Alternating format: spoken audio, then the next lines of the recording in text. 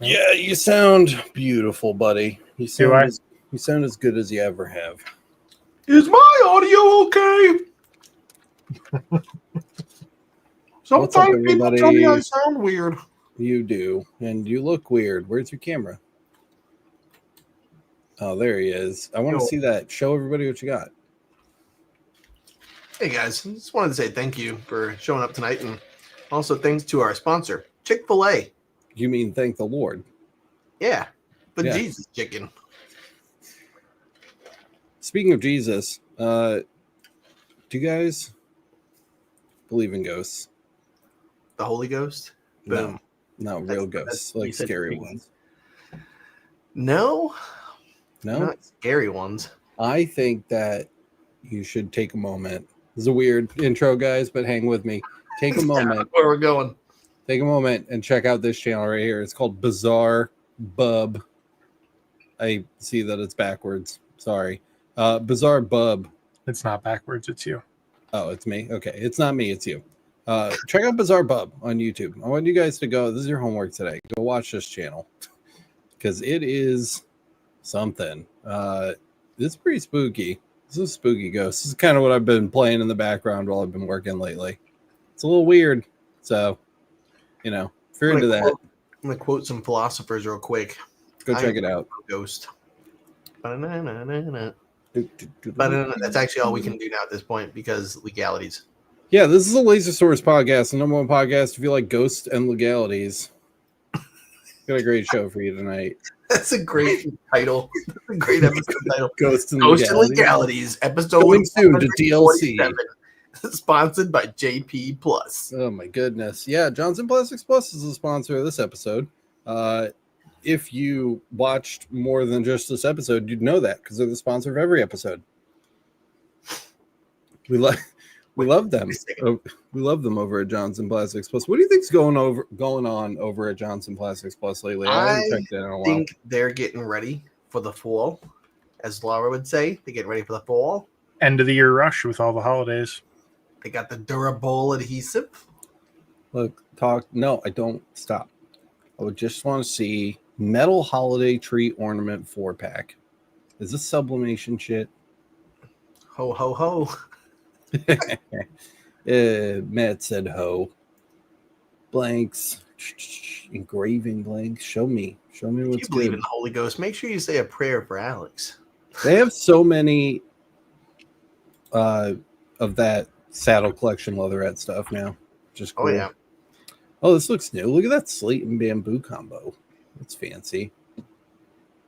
Actually, kind of like that. Look, they still have this in stock, guys. These are the glass ornaments. That's what I was trying to tell you about. These are not going to be in stock in Go to details. a month. You have to get them. What are you looking for? That's the 12 per pack one. Yes, it is a 12-pack. Yeah. Yep. And they're glass, and you can do them on the UV, and your ornaments will look nicer than everybody else's. It's not a bad deal. Maybe No, those sell for like $4 a pop. yeah, I sell those for like $10 to $15 a piece easily, 10 in bulk. So Customized, you could sell them for 5 times that. That's what I'm saying. So like when I sold these for bulk, it was like 10 to 15 depending what was going on with them, and it's just super easy. Yeah. So you can easily double your money back or more depending on them. Just saying. I don't know if you guys noticed, but Halloween is literally days away, which means that Walmart's probably stocked with Christmas stuff. So it's time to get going. Get going on this. You can find all this awesome stuff and more over at Johnson Plastics Plus. It's jpplus.com. And you can use our discount code to save 15% off almost everything in the store. What's that code, Matt? Hit him with it. It's YLR-ZDF for now, but if you're watching this in the future, make sure to check the link below because it could change. Yeah, that's an affiliate link too, which means that when you click that link and you buy something with your money, we get a little bit of it. It doesn't cost you anything extra. It helps support the show so we can hang around and continue to do whatever this is. Eat chicken from Chick-fil-A. So I don't want to bury the lead with ghosts and Christmas. I finally got around to playing with the Ortur R2. I know directed text in the comments, like just sweating bullets, waiting for me to talk about how right he was. It kept on fire when you shot it, dude. I started off really. It started off really strong. I was really enjoying this. This is all my footage for the review that I shot so far. Yeah, this is not even all of it. This is just the stuff that I dumped today. And I got it all set up. I was running it. I was super happy with it. Like, this is a great example here. Look at this photo that I was able to do.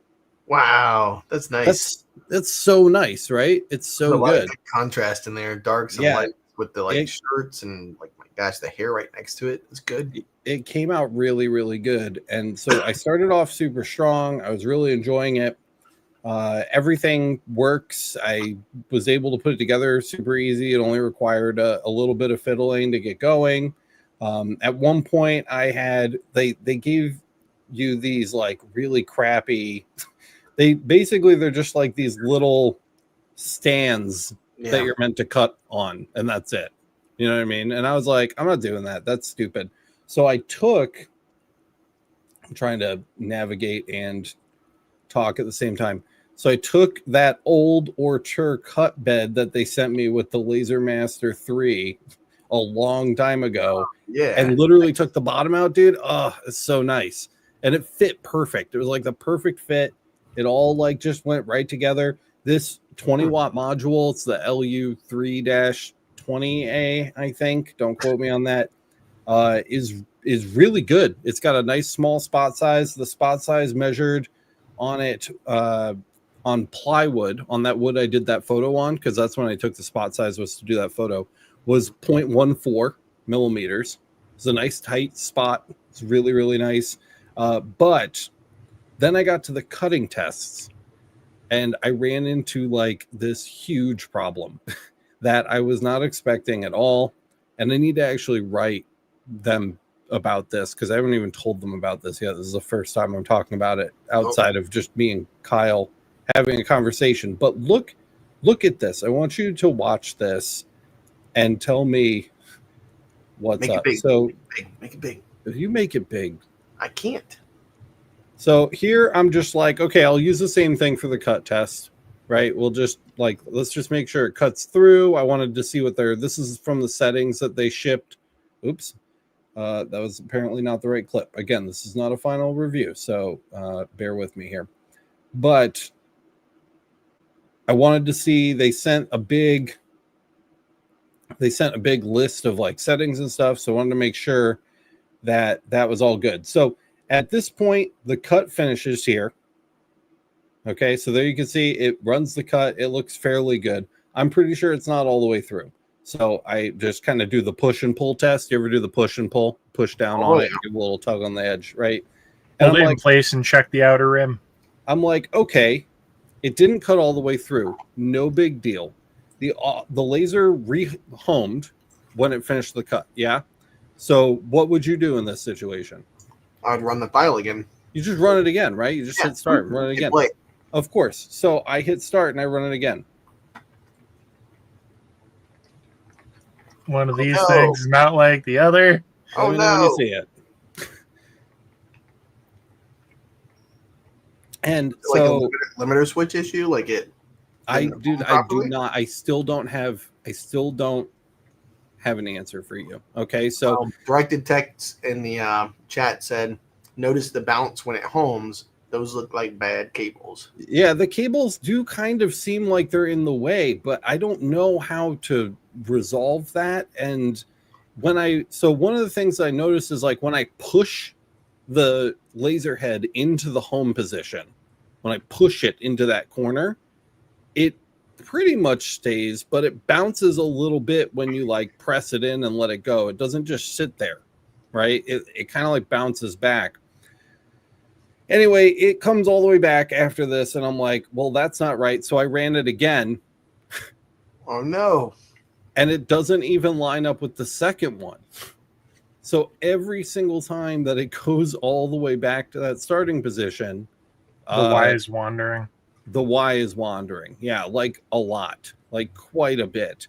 So I got kind of obsessive with this, as you can see, like many attempts later, and they're all different. Every single one of them is different, and I know every single one of them is different. I don't know if I took a video. I know I at least showed Kyle the rear of this board right now. There are 2 clean cut slats on the left and right side, and there's nothing on the top and bottom. So every single run on this landed in a different spot. The errored runs didn't even land in the same spot as one another, which is wild. It's crazy to me. Just to clarify, the vertical lines, if you draw a square, he's saying the vertical lines cut clean through because it keeps cutting through those lines. But not a single horizontal line that connects those 2 vertical lines are making it through because none of them have overlapped yet. Precisely. Yeah. So if you guys are listening to the podcast, it's basically just two vertical lines connected by an array of horizontal lines because the y-axis is jumping around so different. So Chris Lazicki pops in here. You could always choose a stopping position in Lightburn that isn't the home position, about 10 millimeters away from each home switch. I had to do this with my D1 that didn't have homing switches. Guess what, Chris? I had the same exact thought. I did that. Yeah, I did that. So in my next set of testing to try to figure this out, I ran it from a user origin. Off of the home, and I didn't rehome the entire time. And despite my best efforts here, if we can get to a part where it's actually marking, running it from the user origin didn't help. It did the same thing over and over and over again. The only reason these 2 squares, you're seeing these 2 squares are cut out, you're like, but Alex, those 2 squares are cut out. What happened there? I set it to 2 passes so that it would run 2 passes without moving at all, which was bizarre. But I don't even know if we're looking at the right footage right now, guys, but I did do both of those tests. You were there for that one, right, Kyle, where we tried user home as well, and user home didn't work either using the user origin position. Did you try the Y was still wandering. The Y was still wandering. Try using a different laser? If it didn't do both the passes in the same job, the Y wandered like 90% of the time. I could do it in a different laser, but I don't know what that would prove. This laser is not as good as the other laser. Oh, okay, thank you. He I don't know. Why would you do that? I've cut plenty of stuff out with the Laser Master 3, and that one works fine. So, yeah. So yeah, this is a really big problem, and I kind of stopped. I kind of stopped with this because I had just spent, a long time, a very, very long hours and hours digging into this, and I had to get the rest of the footage for the Lumos review because I need to publish something for you guys.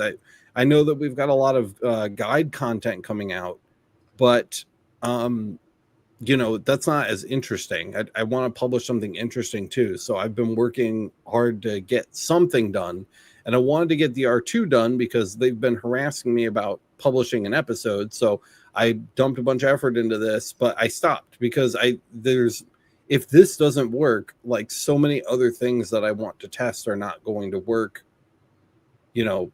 post this experience. So I need to save the clip. I need to write them and let them know that I'm experiencing this, and I'll give them a chance to fix it before we write a review. I'm not going to review it like this. Hopefully they'll come back and acknowledge the issue, and we can kind of work on it from there. But some kind of an updated. Kyle and I ran through so much stuff. Kyle was like, did you make sure the limit switches aren't loose? Right? Like they're not they're not clicking in different spots every time. No, they're rock solid. They're 100% where they need to be. We made sure that the position this uses, and again, I doubt, it's actually right here. So you can see it over here. On the left-hand side, there is a little bolt that you loosen, and then you can slide this little piece of metal right here forward and backward, depending on whether you're using the 10 watt and IR or the 20 watt to make up for the difference in the width of the unit, right? Yeah, the girth. This thing was like so locked in that like I needed a really like hard torque with like a screwdriver to like get it undone. So it's not that isn't moving. The limit switches aren't moving. So what's the deal? The only thing that makes sense, and Directed Tech mentioned this earlier, is that the cable bundle right here, you can see it right here in the image, is just so tight that there is like a tension when it's homing, and then when it lets go of the stepper motors after it's done homing, that tension's actually pushing the head into a new position. And you can kind of see that during the homing process a little bit. It definitely makes like a loud clank when you do it, and it doesn't sound right at all. And I'm glad that I'm not the only person that's been having this experience, because otherwise I think I'd be going crazy. But right there, after it kind of like runs its homing process, I think it's springing out further than it should be. And because that distance isn't something that's being determined by the controller, it's different every time. And I think that's what's causing that problem. So yeah. It's really hard. Directed Tech's also asking, have you messed with the app and the camera yet? I was only able to calibrate the camera in Lightburn once. I have messed with the app quite a bit. It's very disappointing, but to be honest, I didn't expect a whole lot from it. I have not done any of the camera calibration yet because I don't trust the home position. That's kind of what I was getting at earlier. If I can't trust how the laser is homing, what good is the camera calibration ever going to be? Because it's starting from a new static position every single time the machine resets. So the camera calibration will literally never be accurate. So I haven't even bothered.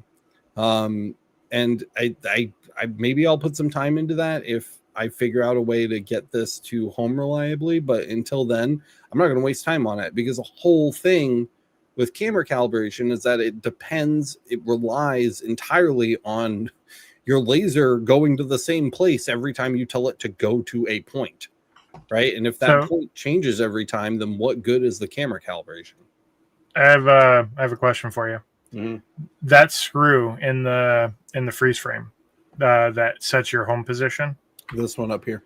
How far north on the y-axis can you send that? That's it. It's right there. That's the max.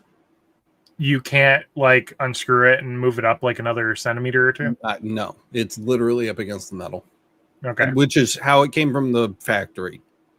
So the reason why I asked is that might help with the rebounding. If it's homing and it doesn't have to get into the part where it's binding up on that cord bundle, you know? Right.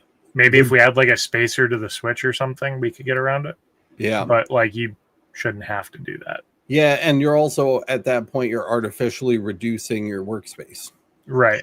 To me, I think what you did is right, which is just contact the people who made it and say, hey, I now after doing an initial kind of just like a glance, like a one look real quick, several other people have said that they've seen this too. What's going on? Is this something that's commonly reported? If so, how do we handle it? Yeah. Otherwise, like, you're shooting in the dark, because if you've covered all the stuff you've said you've covered, that's a lot of coverage. Another interesting thing that I noticed, I don't know if anybody else noticed this, but this is me just kind of getting ready to use this machine in a VM, because I use a VM because I'm on Linux. And when you do an LS USB in the terminal, the machine identifies itself as an Ortur R1, which I thought was pretty funny, because that's not how it shows up in Device Manager in Windows. But when you just are looking at the raw USB input, it does identify itself as an Ortur R1, which makes me wonder if it's using the same exact controller with the same exact firmware, and they just changed the value in one place and didn't change it somewhere else. Not that it doesn't have a ton of bearing on the performance of the machine. I just thought that that was interesting. So that was something that I saw and was looking at. But yeah, the app sucks. First of all, the app was like impossibly difficult to install. I actually recorded that whole process too. Allow me to share. So in order to install this app, this is just like a Lenovo Android tablet that I have. In order to install this app, if you go to the Ortur site, they are like, hey, here's a link, download the app. But every time that you click the link and it tries to open the Play Store, it pulls up this page that just says item not found, and you cannot download the app from the Play Store. Like, no app for you. Yeah, no app for you, which was crazy. So I went into the Play Store and I looked for it in the Play Store and I couldn't find it. So eventually I ended up going to APK Pure, because I figured, well, if I can't get it from the Google Play Store, then I'll just sideload it. So I went to APK Pure. I found the most recent version of the APK file and downloaded it directly to the tablet. And then I went to install it, but it wouldn't install because it's an APKX, which is a weird kind of like bundled APK file where there's like multiple and you need to go through like an installer. And in order to install or sideload those specialized APKX files, you need another tool, XAPK installer. So I went to the Play Store and downloaded this. And then eventually this actually allowed me, oh my God, the ads in this app are just horrendous. Eventually, after giving it the appropriate permissions, dealing with these whole, look at that ad, dude, Jesus. After dealing with this horrendous app, it did allow me to eventually install. How do you like our app? the application right here. So I was finally able to get it installed like that. And you don't have to log in to use it, which is something I'm going to write about in the review, which is nice. But once you get logged in, I had issues connecting to it. I had to reset its Wi-Fi connection like 3 different times because it kept showing up as occupied for whatever reason. So I struggled to get it to like recognize the machine. I had to like go through this whole thing.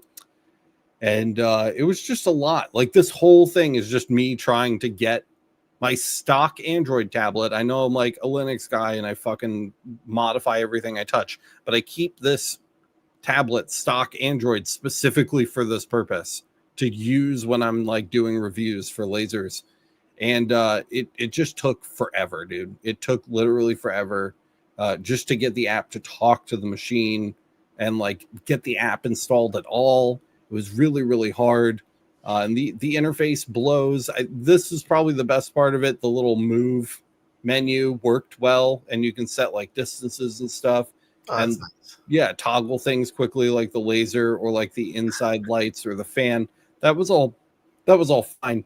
But when you actually go into the app because you want to like engrave something, you get these static boxes. Text appears as rasters that get resized live as you manipulate them, which is weird. It's just weird, dude. It's just weird and half-baked. It's nothing like Xtool Studio. Oh God, don't even get me started about where did that go? I don't know. I'll have to find it for the review, but you sound like you have trauma and you need I do. I have a little trauma from this whole experience. All right, guys, I was able to do hello.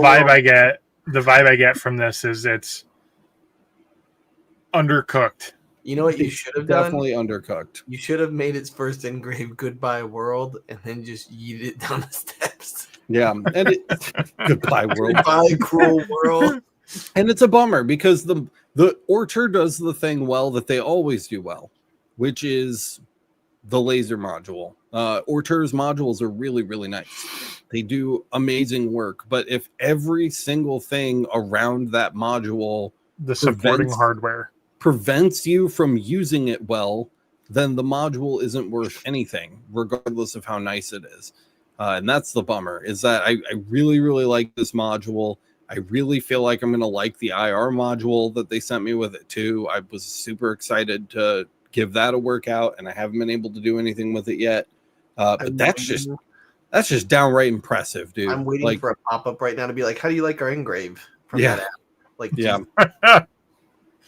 So, kind of bummer news, just because I really do like the module. I really like the work it's capable of, but in order to get this work out of that, it was just nightmarish. It was just work to get the work. Yeah, it was just nightmarish. Another thing is, do you think so that's how much you got to get that one thing, but as far as if you can make it that far, repeatability, do you think, or no? No, because you can't trust where the fucking diode module is at any given point in time.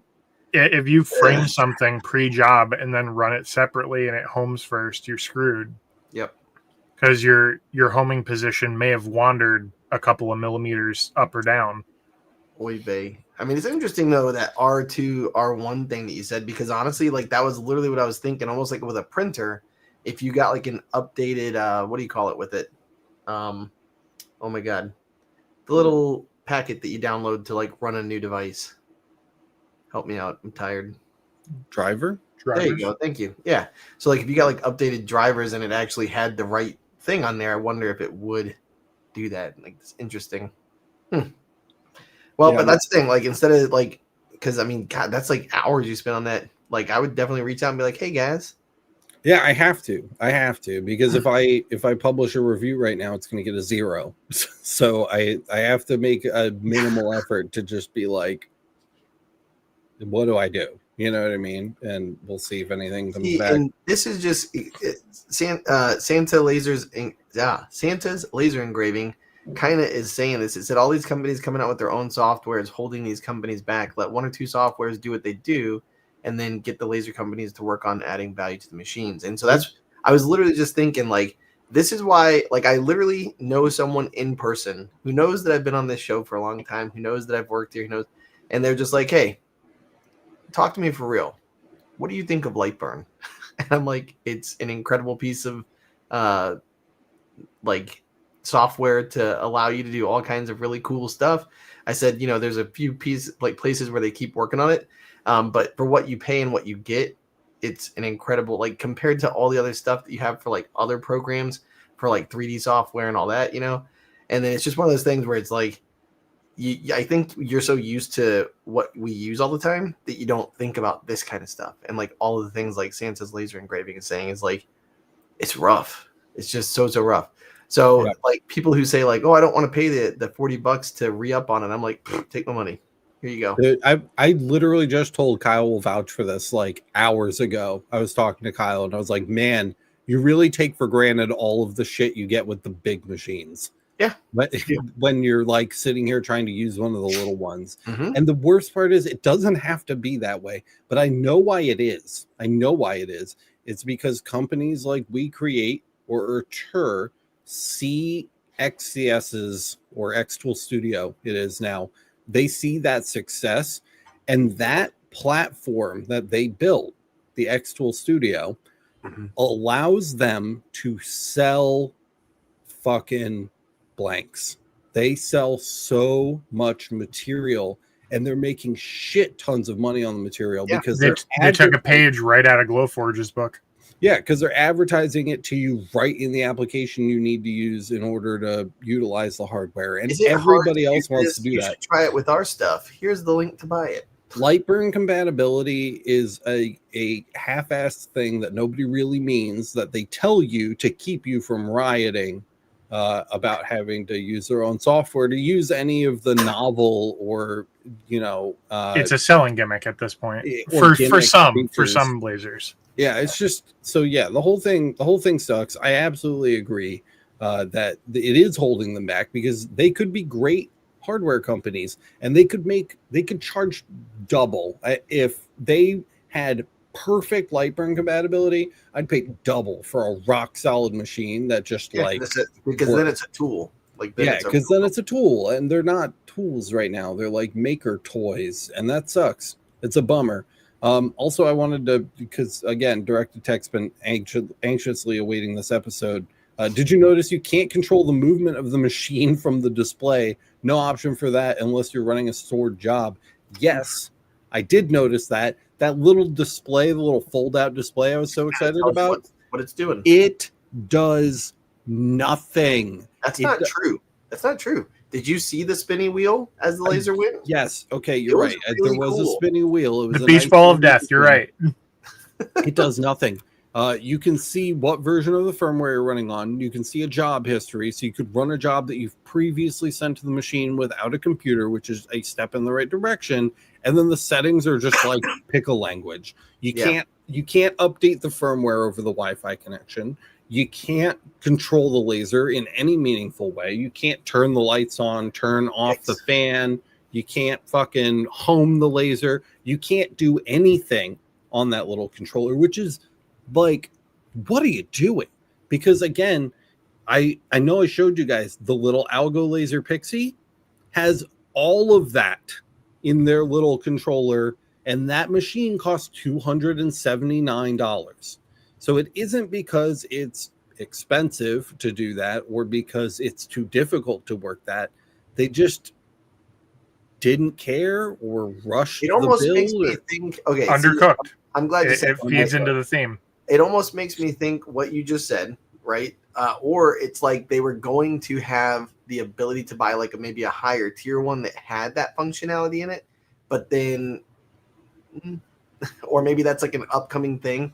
I don't know. It's almost like when you build the chassis to do the thing you want it to do, but as far as like feasibility for cost, like maybe something happened where like the feasibility for the cost for whatever module controller was going to be in there. I don't know.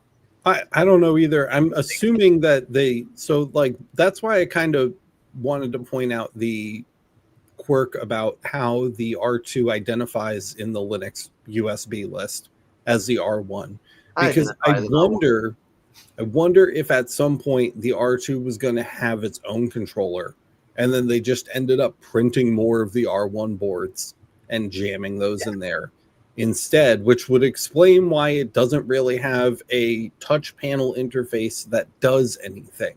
You know what I mean? Because the board was designed for a device that doesn't have a screen. And I think that it makes reasonable amount of sense to me. I don't think it was the right call, but I can understand it. But that would preclude you from doing any kind of firmware update anyway, because the controller just simply wouldn't have the capacity for it. I'm making assumptions here. None of this is fact. I'm making a bunch of assumptions. This is coffee talk. It's coffee talk. But I would assume that there's nothing you can do software wise to remedy that situation if the controller simply doesn't. See, and if that's the case, that's rough, because that would be a selling point. Would be like, oh, hey, if you're having issues, we're going to do continued software updates to help fix. I would just argue that the price as it stands versus the value you get from it now doesn't really align with each other in terms of return on investment. The laser doesn't align either. Yeah. Oh my God. I mean, like, what is it? Let's go look. Let's go. I think you're right, Kyle. That's a very valid point. Like, because this is what we were talking about last week. It's these marketing checkpoints, right? Like these cool things that you can do with a laser that's properly working, and like these marketing check marks, fill in, boxes. They mean something to people who want to use those features. Well, it's like search. And if you have no concept of what those features are going to be, and it's just a checkbox, that this is the type of thing that you end up with, that kind of sucks, because like why pay an extra $100-$300 for a machine with a screen on it if it does nothing? Yeah. So that's frustrating to me, but like, I don't know. I agree. One of the crazy things is that the Ortur LaserMaster 3 is still for sale, and it's $200 more than the R2, and I don't know. I just don't understand. So Bunny Washer asks, is this a shipping product? I don't know. It is. Yes. Oh, like is it out? You could buy Yes. it right now. Oh, yeah, yeah. like you can go on Amazon and get it shipped to you in probably 2 days. This was not a pre-release. This is definitely new. You can go buy it now. Yeah, I don't know, man. It's just crazy. It's crazy. This whole controller thing, like, just don't have it. You know what I mean? Like, one of my favorite lasers of all time is the Laser Master 3, and that doesn't have a controller or like an operating system on it with like a touchscreen. I love this machine. And this could have been fucking More. It could just been more. It could have been $500 is what it could have been. And you could have skipped the useless touchscreen and gotten rid of half of my complaints about the device immediately. You know, I don't know. The whole thing is just, I don't know. It's just disappointing, and I'm having a hard time. No, I agree. I agree with what Kyle said. It's almost like they're trying to check off the boxes because it's like with LCD, you know, with LCD display, and then everyone's like, "Whoa, it's got an LCD display," but for what? Yeah, because I'm literally sitting here looking at my X1 Carbon, thinking about that and how I had another 3D printer that had an LCD display, and it literally just told you the % complete that it was, and that was already something that it was the previous one I had did, you know. Yeah, Chris is saying the Laser Master 3 is more money because it works, which is true. But it's like you already have a working system, so like, why does this one not work? You know what I mean? How are you making like less of a laser and then charging that much money for it? At least with the R1, it makes sense because that laser is $199. You know what I mean? So you get $199 worth of laser. The R2, I expected more. I definitely expected more. And at 4 times the price. At 4 times the price, who in their right mind would ever recommend buying an R2 when you could buy a Laser Master 3 for an extra $200? It just doesn't make any sense. It doesn't make any sense to me. In other news, let's talk about something happy really quick. In other news, I did want to share this really quick. So I did test out the We Create Lumos update for bidirectional scanning. That was one of the things I was trying to put a bow on. And guess what? It is faster than the X-Tool F1 now. Ooh. Which was unexpected. I believe this is unidirectional, which is not what I wanted to show. I wanted to show how fast the bidirectional scanning was now.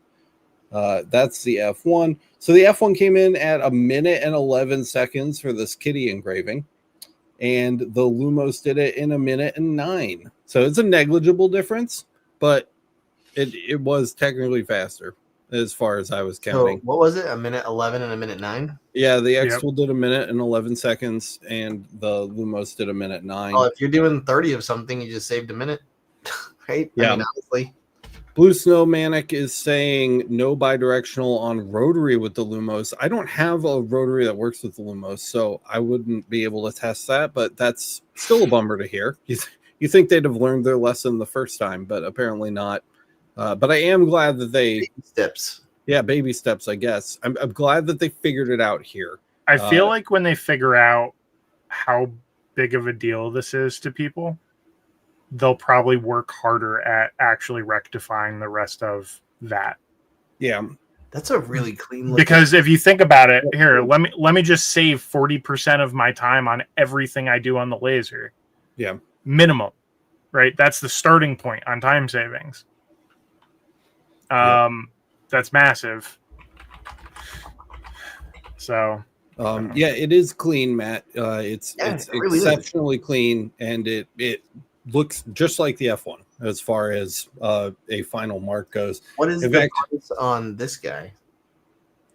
This one was $13.50, I believe, the last time I looked, which was $150 more than the F1, the F1's current selling price. But you do get a camera, and it's actually lit inside. You get a lit working area, which is nice. And some of the things are nicer, like the X-Tool has a cut bed that you just kind of like shove in there, and the one on the Lumos like actually fits into the bed tray where the normal like cheese board is, right? You know, so or breadboard is. So cheese board. So It does and it's got a better autofocus. There's a lot of things that were improved with the Lumos, and I said as much in my review. You can actually read the original review right now on the buying guide. It's already published there, even though I haven't made a video about it. Man, what a difference from like, what is that, 2 months ago or a month and a half ago? Yeah, it's a massive difference, and I'm glad it's a double-edged sword. I'm glad that I waited to publish the review because they fixed it, and the review is going to be very different now. But I'm also bummed because I have to rewrite the whole review. So I finally got around to this. I proved that it's fixed, and I'm happy with the results. And so I'm going to update the review to reflect as much. But yeah, there it is. I think the one from the F. So these were on the same exact settings. It was 100 lines per centimeter, 300 millimeters a second, at 100% power. Both of them. And I think that the F1's is just a little bit darker. It's a little bit more contrasty, but that can be fixed with a negligible change to like the speed. I could set the F1 or the Lumos to 275 and probably make a difference. It's not a big difference at all. So real quick, do you know what goes great on a cheese board? Chick-fil-A. Thanks, Jesus Chicken. What perfect timing for your daughter to come up and talk to you. Like perfect silence. Oh my god. Yeah. On the sorry, my daughter came over here. Oh, you're good. While you were gone, we were talking about Chick-fil-A. Oh my god. It goes great on cheese boards. So that's what you've been working on. Did you have anything else you wanted to add? Are we talking to me? Yeah. Oh, I don't know. No, we can probably chat back at more of the comments because a lot of people seem to have a lot of stuff to say about this. Also, did you guys see Cheryl said hi? Yes. Hi, Cheryl. Tell her, hey. Hey, girl, hey. I've been talking so much that I haven't. God, you haven't shut up. In terms of current events for me, I mostly built a server today for a video. Ooh. That I'm excited to share. That discusses data loss and the price you pay for not backing your stuff up. Very nice. And the much less brutal cost of just backing it up the first time. Is that filmed? Yes. Oh, nice. Okay, cool. Yep. Well, let's get that in the editing bay. I'm ready. Yeah, I got a little bit more to do on it, but that'll be coming. Cool. I like it. Very nice. Yeah. Yeah, I've got do you have something to share, Matt? What are you holding? Yeah, I was just going to tell you guys a couple of things. Let's see. So one of the things I was going to mention was, again, just the awards time, right? I know a lot of people, they're like, this guy in his schools. But, dude, they are here to make money. So I know I was talking last week. I've kind of got something hopefully cooking with a local school. But these things. So I've got a setting. I don't know. I'm sure most of you guys can do these enamel-coated black brass plates pretty quickly and easily. I came up with a setting on the 300 that just knocks it out in like one shot, just whoop, and then you just give it a quick wipe, and it's pretty dope. Nice. So that was pretty nice. Yeah, those are lacquered. Yeah, like nice. I call them whatever I just said a minute ago, enameled. I think they're definitely not that, but the thing is, it's really quick and easy, and it's a one-shot bi-directional pass that gets it done so fast, and it's so shiny, and there's like no cleanup, which is nice because that took a while to get that to where I liked it, but. I'm telling you, man, you buy a plaque for like $2. You buy the plaque face itself, like the actual placard plate, for like $4 to $6, and then you can charge $20 to $25 all day long. And it's just they always order. I think currently I've got about $2,500 to play with on one order. So it's just one of those things where I think it'll probably cost me about $700. So start thinking about that if you're looking at it from the business point of view. If you have not started thinking about Christmas yet, you should. This is the kind of time to be playing with like different ideas. post some pictures on Facebook, right? Like I literally just the other day, I've got some stuff that's been laying around my shop for a long time that I think someone ordered like 20 of something. So I had 5 or 6 items. So I made some quick things to just mock up and throw on Facebook. And those were quick sales where people are like, hey, can I get some of those? And then also even like the acrylic LED, like just the basic stuff, right? So nothing fancy and amazing, but just night lights. So people, grandmas, people who are parents are buying stuff cheap. Did you just say people with grandmas? No, I was saying people, like people who have kids, grandmas. Oh, people with kids, comma, grandma. Correct. People with kids, grandmas. You know the grandma. People with grandmothers for children. I'm just telling you, like what I'm trying to get you to do is just start thinking about Punctuation is important, kids. Yeah, sometimes let's eat grandma changes when you don't have that comma. So anyways, it's one of those things where start thinking about it now, start posting, share things, because this is when people are looking for stuff. And when I say cheap, it's relative, right? Like, so they could go buy these things for $30 or $40 on Etsy. I can sell them to them for 25 to 30, and it'll be a little more customized. So it's just one of those things. Think about what you have, clear out some of the stuff that you have, get rid of some things, make some items that you do as giveaways. There's someone in my local town makes pottery. And they actually started doing, I don't know if you guys ever look at like TikTok and Facebook, but those videos where it's like, I just put $50 somewhere, and they take pictures of like where they are in a town. And then they basically just put like $50 somewhere, and it's like duct taped. And then everybody goes nuts looking for it. This guy started doing that with his pottery. So I was thinking of doing something like these rocks, right? People love these rocks in our town. They have like, I don't know if you guys have it near where you are, but basically like, they paint rocks, and like you take one, you leave one kind of a thing. And there's like a whole, like, I guess community around it. So my thought was, I like rocks, Matt. Well, they're cheap and you can find them and you can put them there. No, so I like rocks, Matt. You like rocks, Matt? I like rocks. Anyways, I'm a Matt. I hate you. And I like face. Matt rocks. I make rocks. I collect perfume. I'm going to throw rocks at your face. My name's Mr. Boniford. Anyways, so that actually was pretty good. Yeah. Go to a rock painting festival and then read some poetry. Oh my God.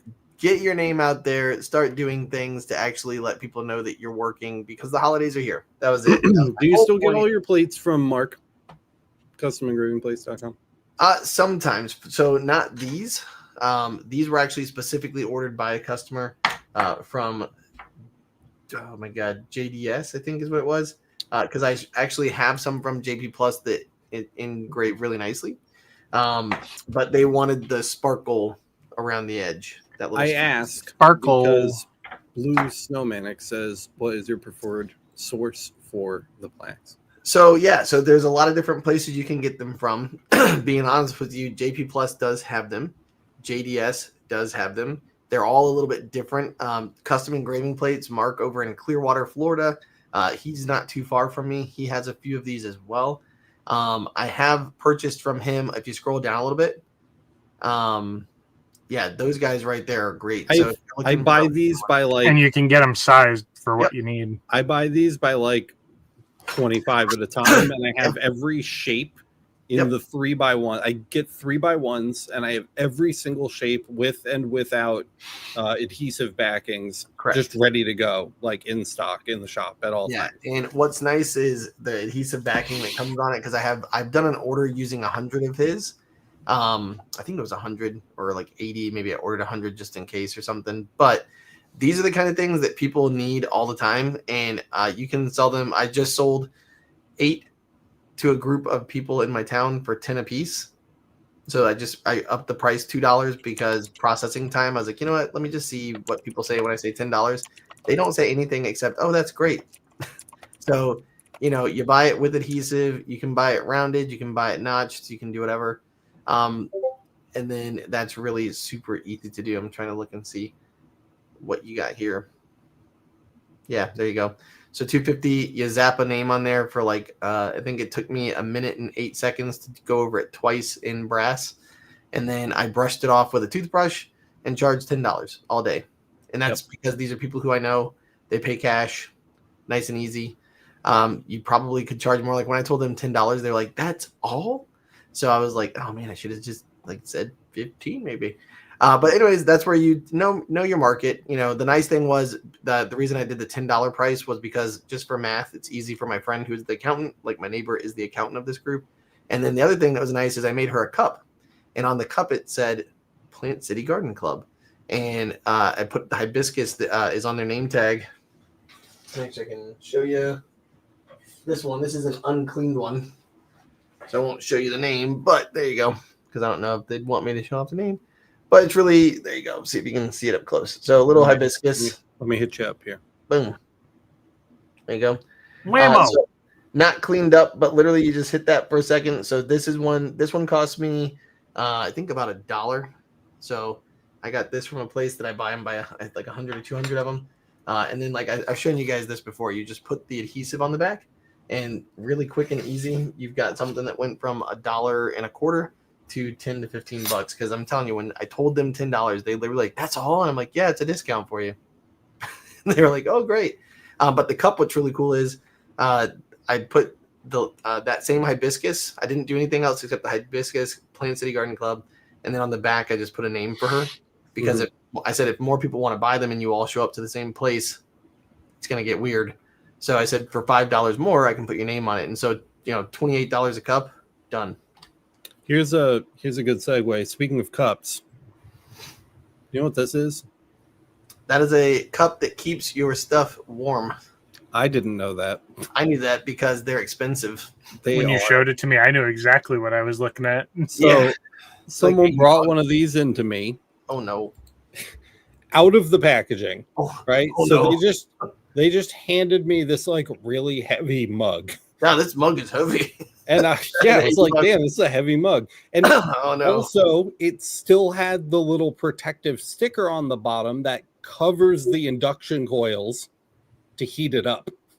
So I had no idea that this was like a piece of electronics or that it got hot or anything. And I was like, no problem. It's powder coat. I can do this super easy. Guess what? It's not. Powder coat. Yeah. It is not powder coat at all. I think I showed this to you guys already. But god damn it, did I burn the shit out of this thing. It's like an enamel, and it melts and just like gets like the edges get like flaky. Oh dude, this has the heat affected zone of an NFL end zone. Like it is ridiculous. And so I messed it up, and I was like, oh well, that was weird. I could probably redo it on the UV. $15-$20. I guess I'll just get another one. Nope. Yeah, it's $150 for that mug. Oh my god.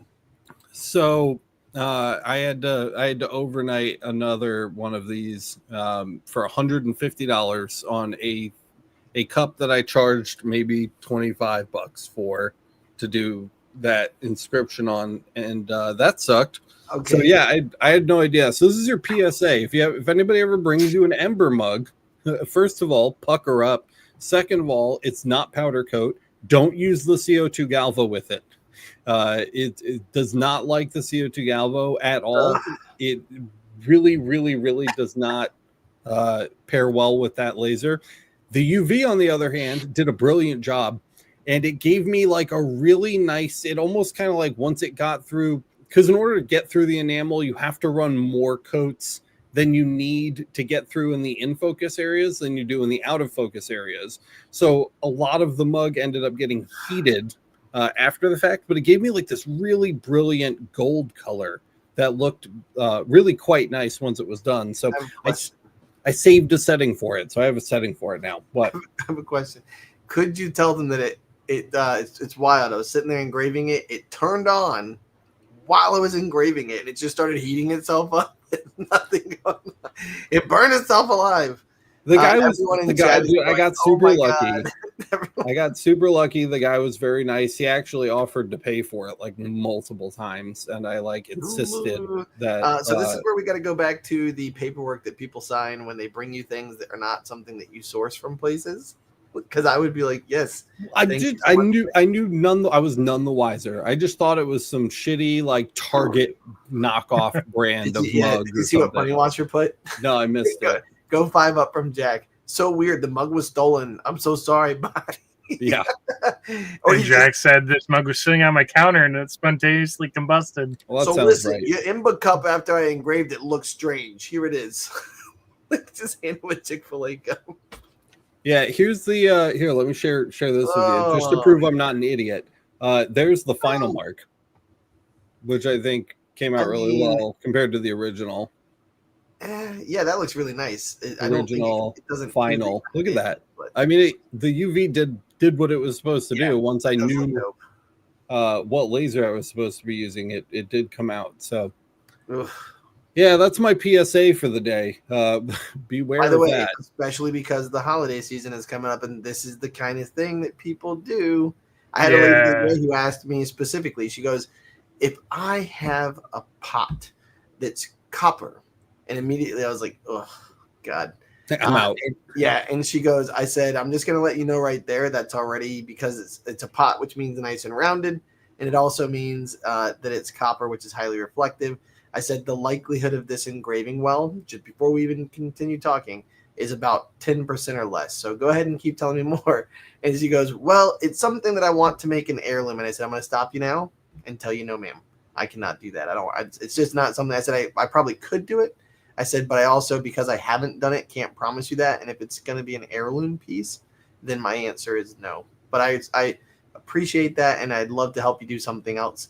And we started talking about other gifts, and she ended up she's looking through a few things that I sent her to see what she wants. But tell people no. It's okay. If I was going to do something like a copper pot, I'd be like, sure, you get the amount of area taken up by a postage stamp. That's what I told her is what it ended up happening. Yeah. She wanted to put a message that was like, "For Amelia," which I was like, yeah, I could. It's going to be a really small font. That's what I told her. I said, it's going to be about the size of a quarter is what I told her. Like I said, pure copper, dude. I'm using the 70. Yeah. And that's what I asked her. I said, "Do you know if it's an alloy, or do you know if it's like, is it copper or is it like copper?" And she goes, "Oh no, it's copper." And then she showed me how much it cost, and that was already like a strike against you. Then it's curved, then it's highly reflective, and I just was like, you know what, this is just going to be a no from me, dog. But anyways, like I said, I offered her some other options. I'll probably hear back from her because I said what would really go nicely with that would be, I said what I tried to sell her on. Matt's like, "Can I interest you in a nice fob wear?" No, what I actually said to her was, "What are you using it for?" Which is kind of like the next, like your brain's like, what are you going to use it for?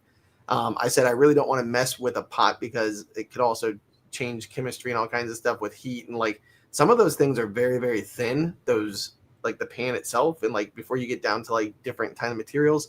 And so I said, I think that would be really smart would be to get a cutting board, because she was using it to make like candies and caramels and stuff like that. So to me, I'm like, okay, well, a really cool like board, we can engrave a really, really great board. And she goes, "Oh, I like that idea."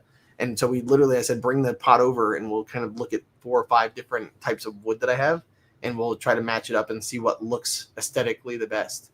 So just saying, Nice. Can I interest you in an Ember mug? Slightly used. It already heated itself up once and before it was stolen.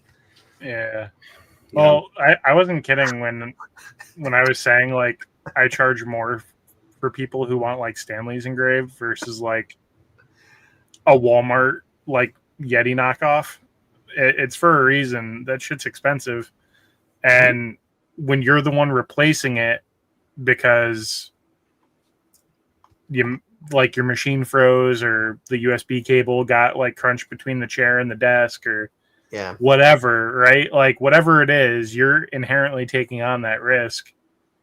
So you gotta make sure you charge accordingly. With the Ember mug, if I had known the price of that, it just never would have gone underneath the CO2 galvos lens. I would never put something that expensive under the CO2 galvo. There's way too much of a risk of weird heat issues or just setting things on fire. Like I would have gone straight to the UV and I would have avoided me so much hassle. But again, I just didn't recognize the brand, and that was my bad. 2 things. One, if you haven't checked out the website yet, lasereverything.net has in there, it's actually got, and I think you actually have it on the Make Army as well, where it's got the paperwork they can download for that, right? Like where it's like the, oh my gosh, what is it? Your rules basically for engraving that say, hey, if this is something that gets damaged. It's in the project database. Yeah, I believe that it is. In case you don't know, you have to sign in now. Registering for an account is free. Make it big. Kyle, make it big. Yeah. I'm trying to remember my password. It's I'm a big dumb idiot. That's what it was. So yeah, that's in the project database. You can go to projects, and then you've got a bunch of projects here. What project are we looking for? The laser business order form right there at the bottom. We'll just use recent tags here, document. Oh.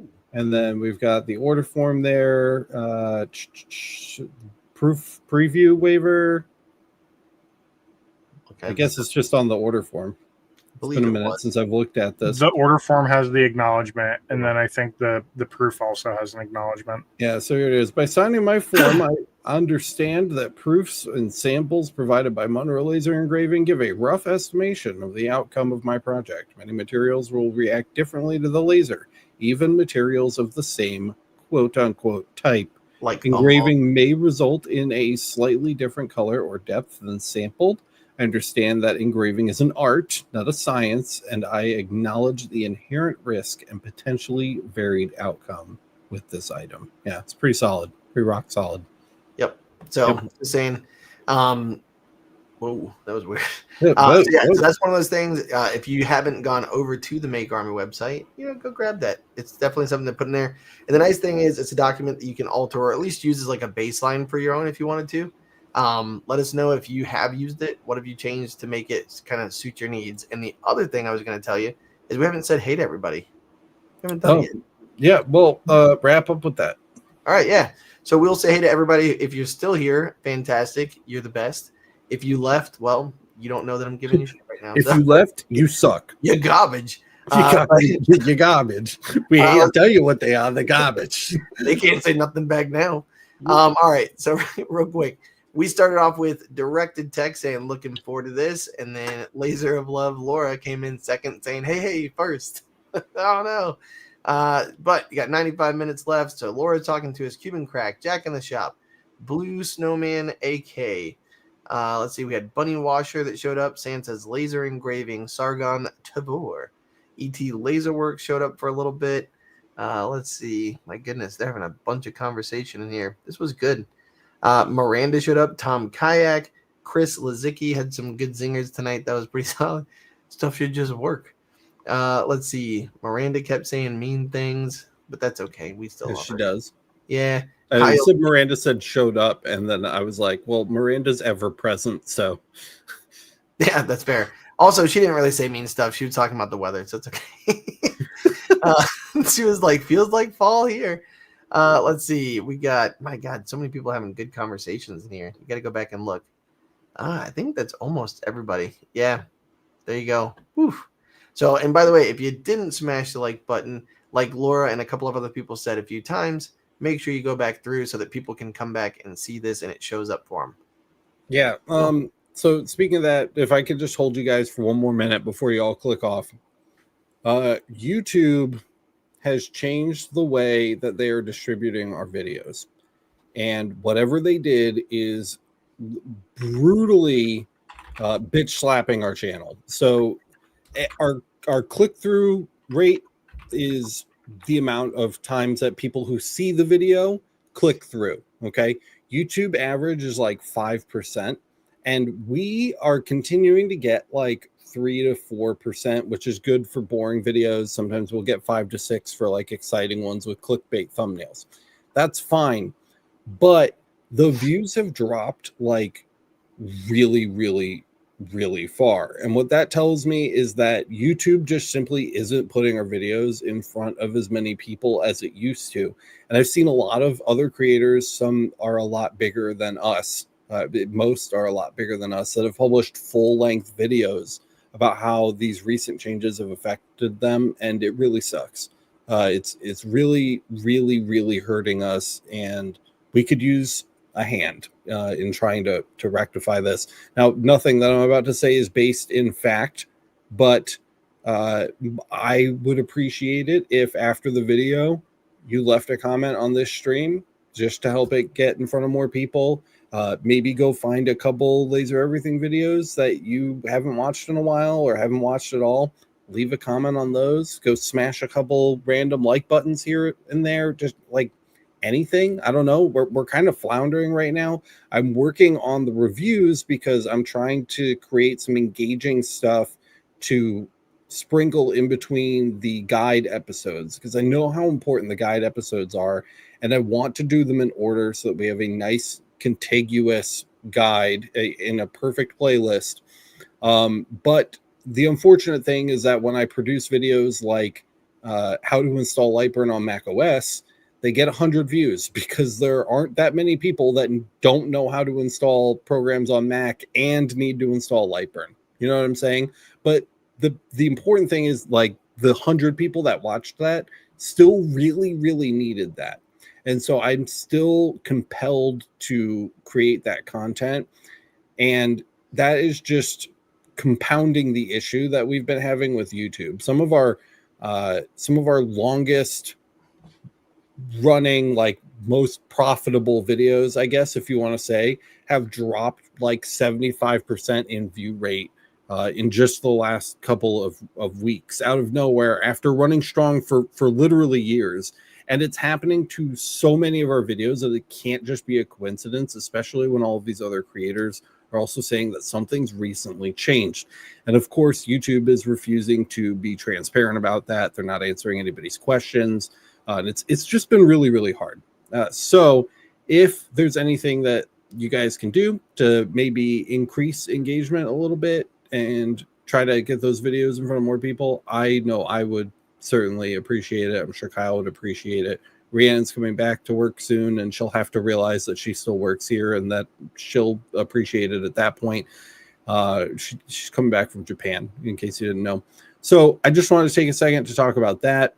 I also want to mention that the website is getting a big update soon. I've been trying to kind of stack up some updates instead of doing like 1,000 little ones. I've got like a nice big one kind of ready in my test run area right now. So if you've noticed issues with the website, it's going to be getting a big update soon, including a revamped settings, submission, editing, setup. And I know that a bunch of the tools in the utilities tab are currently broken. Those are all getting fixed. I've got really nice fixes in place for those. So that'll be coming out at some point this week.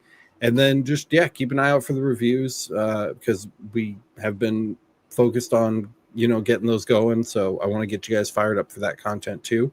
And we're going to keep pushing ahead on the guide. Like, the next one's probably going to get even less views than the last one, which was how to install Lightburn on Mac OS. Next one's how to install Lightburn on Linux. And then we're covering driver issues and how to overcome them, specifically on Windows, because a lot of people have trouble installing drivers. It's just dry stuff in the beginning, man. The beginning of the guide is the really, really dry stuff, and it's not as exciting or as flashy as things like variable text and rotary engraving. But in order to get to those things and have the people that are watching that kind of content for the first time show up and not be completely lost, we have to take the time to do the basic things. So I'm working on the reviews in the meantime to try to give you guys some interesting stuff to break up the monotonous kind of like early game Lightburn tutorials. And I hope that helps. But again, anything you guys can do to help kind of support us as far as the algorithm goes, I think would make a really, really big difference. And of course, if you don't already, go check out masters.lasereverything.net. It's the number one way to support the channel, just by signing up over there, even if it's for the absolute minimum. I think it's like $3 or $5 or whatever a month. And it just allows us to continue doing our jobs. We get to keep showing up to the show every week. I get to keep doing updates to the website and all the tools there. I get to keep making videos. Our channel is 95, maybe is a conservative estimate, maybe more, 95% supported by viewers directly via the LMA. We don't make hardly any money at all from Google advertising. We get virtually no income from affiliate income. It's all you guys. And so we can't do this without you. And I'm really, really grateful for everybody that currently does support the channel. We literally would not have jobs right now. I'd have to go get a job at like fucking McDonald's or something if you guys didn't believe in what we were doing here. So This is sincerely from the bottom of my heart. I'm grateful for everybody that believes in Laser Everything and Make Army and everything that I'm trying to do.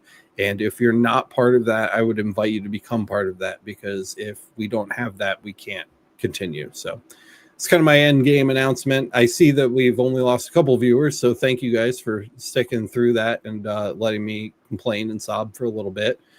Kyle, Matt, anything you want to say before we dip out? Don't fucking Chick-fil-A me with that shit. I got nothing. I might have some stuff coming to the Etsy.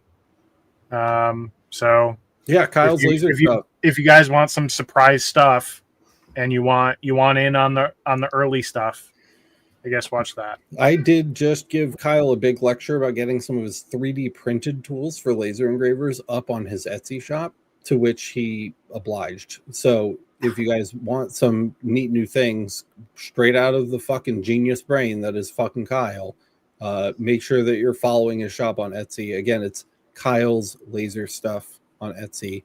And if you haven't, hit up Matt if you're confused about your laser business. If you don't know how to open a cash register, or like you're nervous and you're pointing your thumbs together when you're trying to talk to school administrators, Matt's the guy to talk to. You can reach out to him virtually anywhere. Probably Discord is the best place to get in touch with him. Absolutely, yeah. So hit him up on the Discord. There's a link down in the description. Like, I'm the only admin who's always there.